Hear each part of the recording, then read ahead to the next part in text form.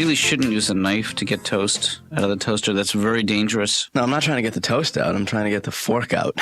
Oh, you know, this really irks me. What's that? The city alderman who was indicted for taking kickbacks during a sting operation. What'd you say? Ow! God! This thing is plugged in. I voted for the wrong guy, Ben. That's what I'm saying. What did he do? Well, according to the paper, he had his hand in the till. Oh, he was Embezzling money from the city.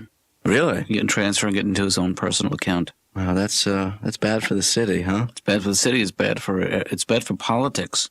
Yeah.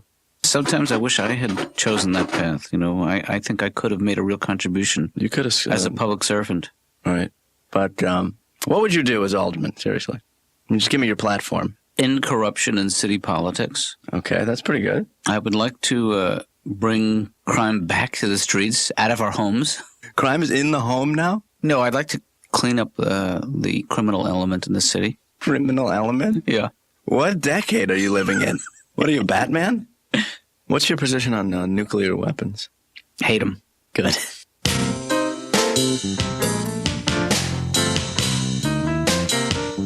Hi, Laura, is it? Yeah. Yeah. Hi. Hi. I'm Louis C.K. Mm-hmm. Louis Right. C. Just C. Period K. Period. Okay, got it. Yeah. Well, I'm supposed to be here now. Yeah. For the doctor, Katz. Right. Could you take a seat over there, please? You don't want to ask me about my name? No. Okay. Just that people usually think it's really weird and they want to hear the funny story. Oh, you know? well, okay, I don't. No, I mean, I don't want to tell it to you. I'm just wondering if you want to hear, I wouldn't. Okay, no, just people usually want to know. What's up with that with Laura? What kind of name is that? Is that like a acronym for something? It's Hungarian. Before I went on the road, I was back home in New York. Mm-hmm. People are so mean there. Like, everywhere you go, there's some kid working behind the counter, and he's like, everything's lame. So I went to buy an ice cream cone at this place. It's like cool ice cream, Right. And there's, all these flavors on the board, and I'm looking at them, and you're really serious when you're checking out your flavors and going, now what? I don't like raisins, and so there's this flavor called Chips Ahoy. And I'm thinking, that could be a lot of things, Chips Ahoy. Maybe there's a lot of chips in it. So I go up to the kid, this little snotty kid with the nose earring, and he's like, ugh. And I went over and I said, excuse me, what is Chips Ahoy? And I swear to God, he goes, guess. And I was like, I don't know. What is it? And he says, have you ever heard of Chips Ahoy cookies? Have you ever heard of them? And I was like, well, yeah. And he says, well, they're in vanilla ice cream, duh. And I started crying.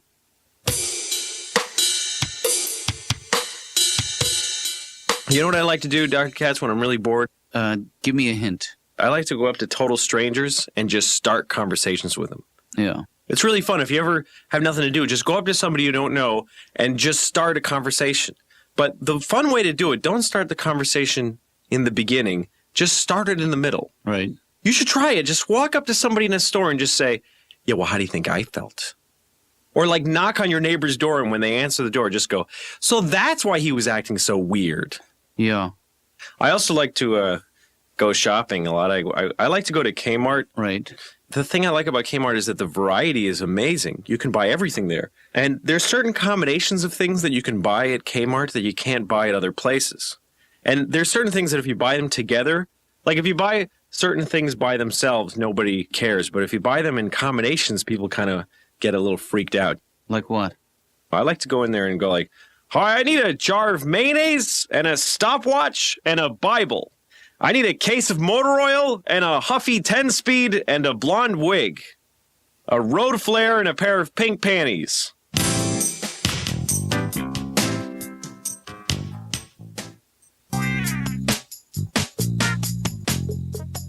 Hi. Hey. Hi. Hey. Hi. Hey. Hey. Hi. Hi. Hey.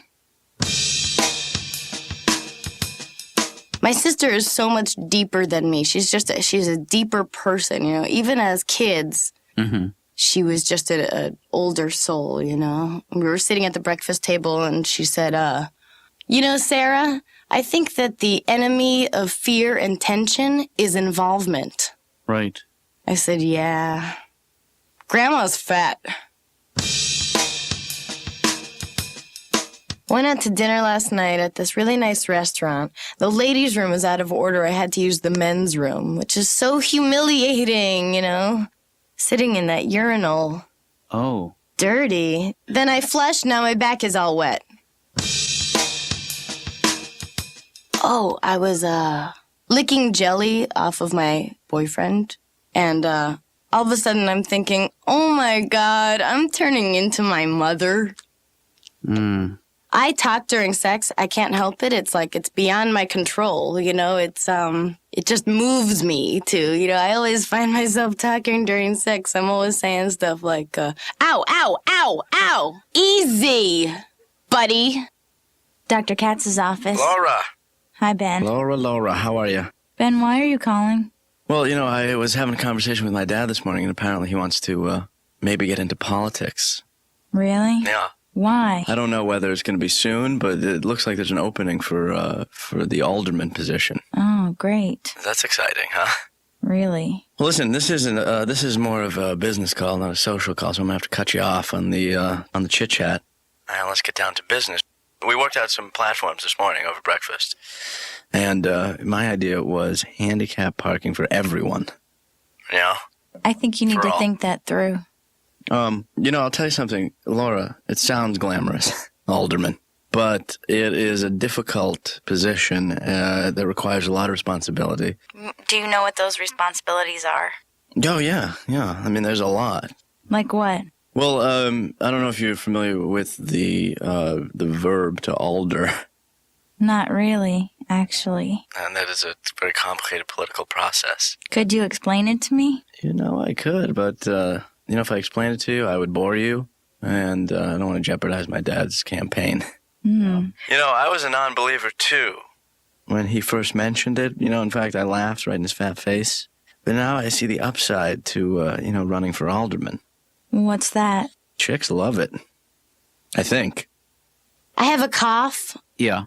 And I had to get cough medicine for it this morning. I look in the back of the bottle. It said, keep away from children. Right. Which makes me so sad, you know, because I love children.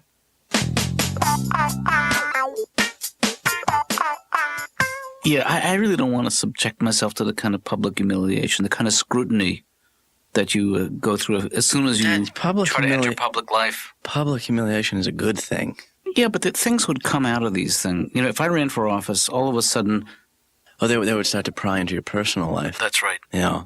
Things would surface that I really would not... No, that's true. There's probably a lot of things in your past that you probably don't want brought out as alderman. But, you know, I think, fortunately, when you're running for alderman, I don't think they pry that deeply. Believe me, they pry, Ben. Did you, what have you done that could potentially be ruinous to a campaign? Well, you don't have to pry. Let them do it. No, I need to know this now, Dad, as your campaign Well, first manager. of all, I'm not running for anything. Well, if you were to run, is there something I should know about that you... There are a couple of things, a couple of affiliations I've had to organizations that are a little shady, you know.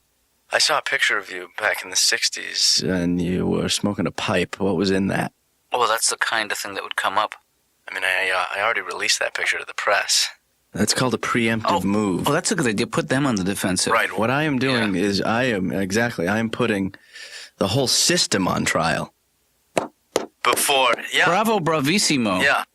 I really appreciate how supportive you're being now, and even entertaining the notion that it's something I could succeed at, I find very supportive and flattering. But guess what? What's that? I'm not interested. Well, Dad, honestly, if you run, you will win. And not only you're going to win, we're going to win. Right? I like being a therapist, Ben. I like who I am. Hey, I don't want to hear that kind of talk. Hey, wait a minute. That can be our slogan. What? I don't want to hear that kind of talk. Isn't that kind of a long, dumb slogan? Long, dumb slogan. That's it. We don't need any long, dumb slogans. Huh? See, everything you say is gold, Dad. You gotta go into politics. Goodbye, Ben. Goodbye, Ben. See, you're into it.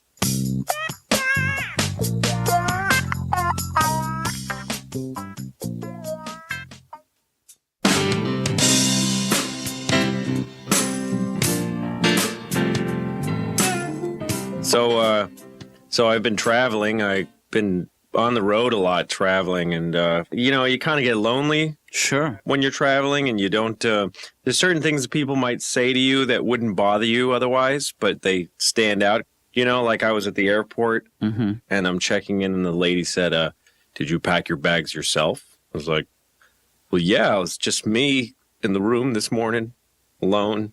And then she's like, "Did anyone give you anything to bring on the plane?" No. Who's getting presents before they go on airplanes? I want to get a present. I don't think presence is the issue, Louis. And I kind of get nervous when I fly sometimes. I was flying from New York to San Francisco, and the pilot came on. Well, we were sitting on the ground for like an hour because there was bad weather in San Francisco, so they wouldn't let us take off. Mm-hmm. And then the pilot comes on. Yeah. He goes, "Good evening, passengers. We have an idea up here in the cockpit. They won't let us take off to go to San Francisco, so we're going to say that we're going to Las Vegas, and halfway through we'll switch." And we're all looking at each other, like, what the hell is this? Don't pull a fast one on the safety guys.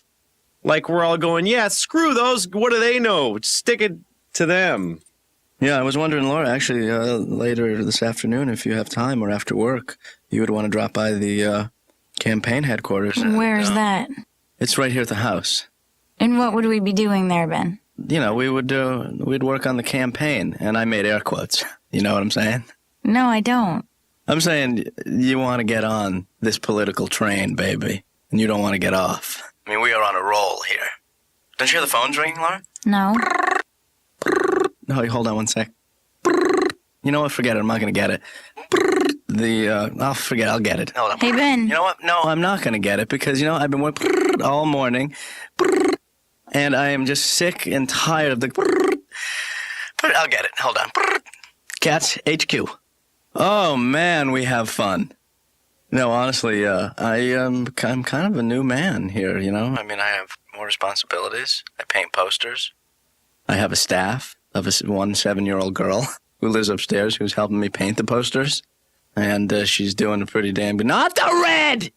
It's weird relating to all the different kinds of people in America when you travel around. Like, I was in Maine. Right. And people up there have a weird accent. Like, I could hardly understand anybody that was...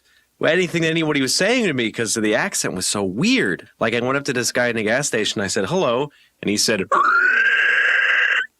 I was like, wow, that's like another language almost. Right. And in Minnesota, too, the Minnesota accent. I went there, and I was just trying to get directions. I asked this lady, how do I get to the interstate? And she said... So, I don't know. I need somebody to help me with that one. So, Dad, what'd you do today? What didn't I do today? It's more like it. That's what I like to hear. I just need to know if you've had any subversive leanings. I am a subversive. You are? In the larger sense of the word. Right. And this country, Benjamin Daniel Katz, was built by subversives. No, Dad, they were Puritans, I thought. Let me check. Yeah. All the great leaders of this country were subversive in some way. You think so? Yeah. Dad, are you now or have you ever been a member of the Communist Party? See, those are two separate questions, Ben. And it didn't really seem like a party at the time.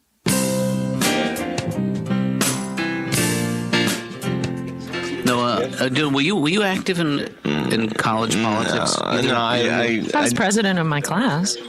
Is that an appointed position? No, I just don't. No, What? I just don't see you putting yourself on the line that way. What was your platform? I don't remember. I'll help you remember. Yeah, help me remember. Elect me, and you'll never blank in the blank again. How about this? What do we want? Blank. When do we want it? Now. What would you have said then? Are we helping? You're not helping. No. But you guys aren't political now, are you? I mean, I've never seen you. I never hear about this. You guys don't come in here talking about politics very much. I'm sort of political. Really? Yeah. I wrote a paper called Social Politics. That was you? I read that. I think I read it. Did I say I wrote it? You said you wrote it. I'm sorry. I meant to say I read it. Oh, yeah. I was wondering Yeah. if either of you feel sort of bad that you aren't still involved in politics in the way that you were when you were in college, and that's why you were just, this is sort of like a... Sometimes I miss that sense of belonging. You know? I was part of the anti-war movement. Oh, yeah? Did you march? I marched, but I was always like 10 minutes late. So you didn't actually march. You were just like... I marched near Washington. How close did you get? Bethesda. Did you guys, either of you, burn your draft cards? Yep. You did? But speaking of burning, at that time, it might have been a couple of years later. Oh, you're wondering if I burned my bra? Did you burn your bra? No. I read about women doing that, but I never did it. You ever roast marshmallows?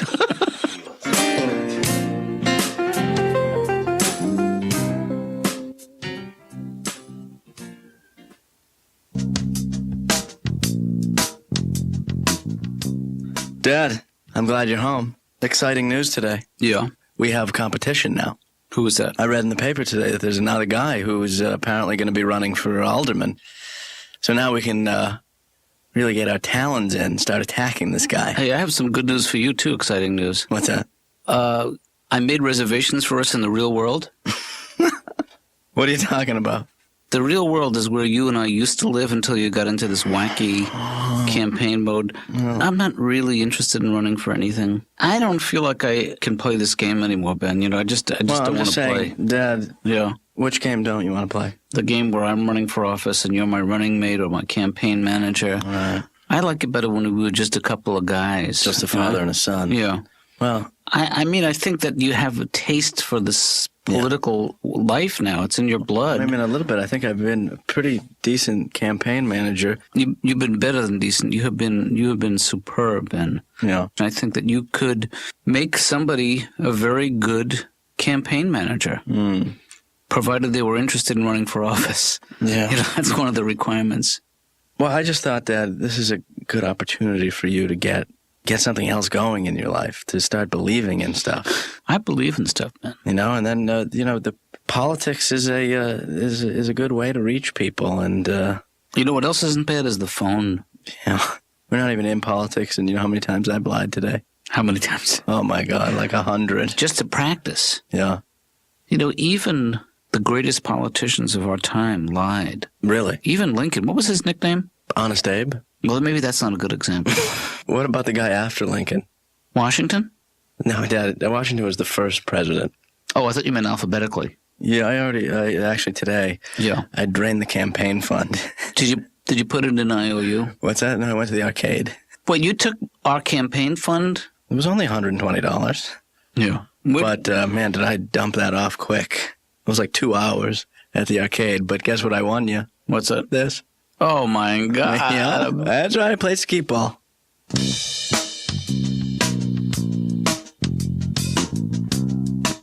Oh, I had to end a relationship with a girlfriend of mine. It was sad, we'd been friends for a long time, but she changed, Yeah. she's a what is it? I Not born again Christian, but pathological liar.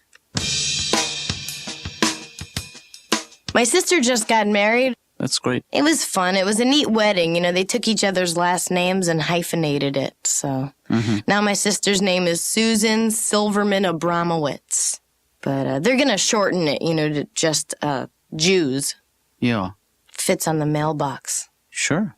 My father was at the wedding, and that was really, it was awkward for me. It was uncomfortable, I guess, because when I was 14, I went out with my father's best friend. Really? And that's embarrassing, my father having a 14-year-old best friend. A loser.